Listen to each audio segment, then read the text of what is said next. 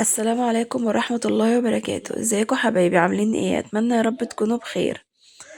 في بداية الفيديو كده زي ما احنا متعودين ان شاء الله نصلي على من انار الكون توحيدا وايمانا. اللهم صل وسلم وبارك على سيدنا محمد افضل الخلق وعلى اله واصحابه وسلم.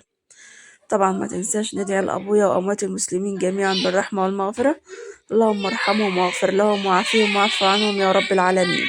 تعالوا بقى مع بعض النهاردة نعمل مع بعض كده شاورما بطريقة سهلة وسريعة وبسيطة خالص. الفكرة من الفيديو ان احنا ننوع في اكلاتنا يا جماعة. مش فراخ في صينية، فراخ محمرة، فراخ مشوية. لا لا، في افكار جديدة كتير جدا للاكلات، واطفالنا كلها بتحبها. فربنا يقدرنا ان شاء الله على ان احنا نعمل كل اللي اطفالنا بيحبوه و... ويهديهم جميعا يا رب. طبعا انا عملت العيش الشاورما، بس طبعا ما صورتش طريقة العجن معاكم، فان شاء الله هعملها لكم. هنا كنت في بداية الفيديو كنت بوريكم العيش، كان طالع معايا طري وجميل ما شاء الله يعني، وغطيته كده على ما اخلص تتبيلة الشاورما. جبت دولت معايا 3 صدور من الفراخ، قطعتهم كده شرايح. تمام، وهبدأ احطهم في المحلول الناعم بتاعهم اللي هو عبارة عن ليمون، ملح ومية وليمون. سيبهم منقوعين شوية كده، اغسلهم شوية وهبدأ اصفيهم. يعني هسيبهم حوالي نص ساعة وبعدين هبدأ اصفيهم. تمام، كده كنت سبتهم نص ساعة او اقل من نص ساعة، المهم ان انا سبتهم شوية يعني. وبعد ما صفيتهم بقى شطفتهم بمية نضيفة. تمام، وسبتهم يتصفوا كده على جنب.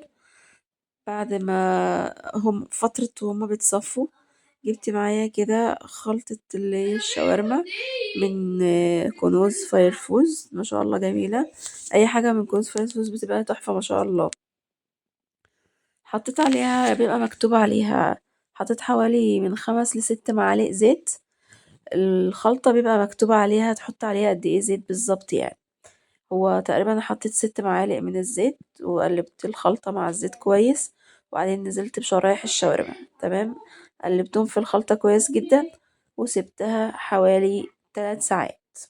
تمام، في اليوم ده أنا كنت سبتها حوالي عن 3 ساعات. بعد مرور 3 ساعات حطيت طاسة كده على النار. تمام، مش هحط فيها أي مادة دهنية بقى، لأن أنا عندي التتبيلة داخلها مادة دهنية.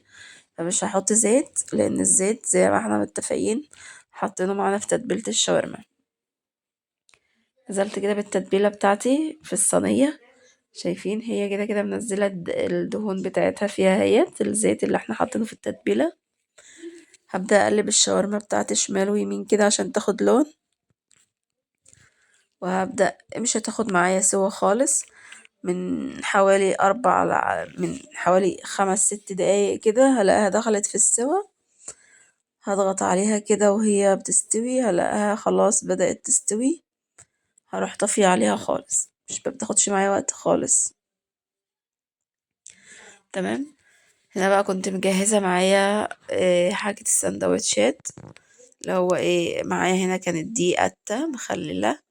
انا اللي كنت مخللاها يعني، قطعتها شرايح كده. وده العيش اللي انا عاملاه معلش ما عملتوش معاكم يعني. بس هعمله معاكم بإذن الله. طبعا محتويات السندوتش عبارة عن ايه؟ بطاطس طبعا مقلية، الفراخ اللي هي الشاورما، ميكس جبن رومي على شيدر على موتزاريلا، شرايح من المخلل اللي هو الخيار بقى او قتة المتاح عندك، طماطم طبعا شايلة منها البذر بتاعها والقلب بتاعها، وفلفل شرايح. تمام كده. حط طبقة من الشاورما، طبقة من البطاطس، طبقة من الميكس الجبن، طبقة من الفلفل، طبقة من الطماطم، طبقة من البطاطس طبعا. تمام، وببدأ ألف السندوتش وكده هيكون معايا جاهز. أخلص الكمية بتاعتي بهذا الطريقة. تمام كده. وبعد ما بخلصهم كلهم بقى بروح ايه، اعطيهم تشويحة كده على الجريلا.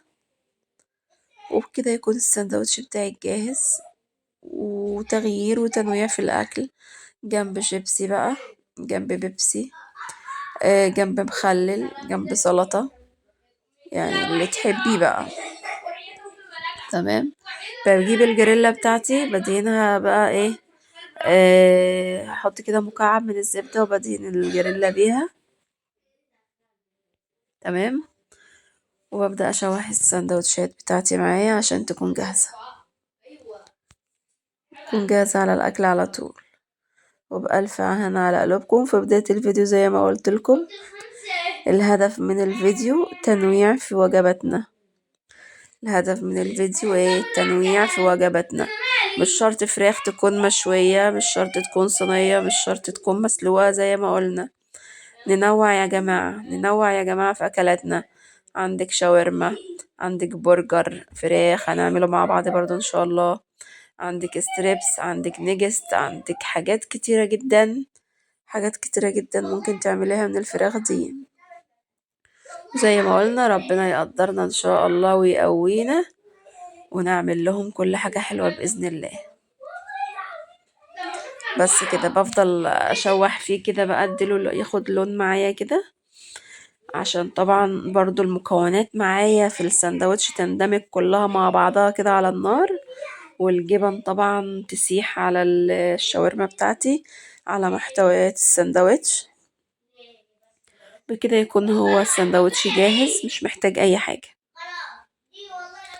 انتوا بنفسكم هتحكموا هو كده الساندوتش كده محتاج حاجة. اظن مش محتاج اي حاجة كده. تمام، تمام قوي. لو وصلت معايا لحد دلوقتي الدقيقة دلوقتي واحنا في الفيديو وما حطيتش اللايك بتاعك، يا ريت انا بفكرك ما تنسيش تحط اللايك، لان طبعا اللايك ده هو اللي بيرفع الفيديو لاكبر عدد، وبيخلي الفيديو يعني ينتشر ما بين الناس. وطبعا ما تنسيش تشير الفيديو مع اصحابك لو قدرتي. وطبعا ما تنسيش تسيبي لي كده كومنت حلو منك يشجعني ويحفزني دايما ان انا انزلكم فيديوهات ووصفات اكتر. واشوفك في فيديو جديد ان شاء الله على خير.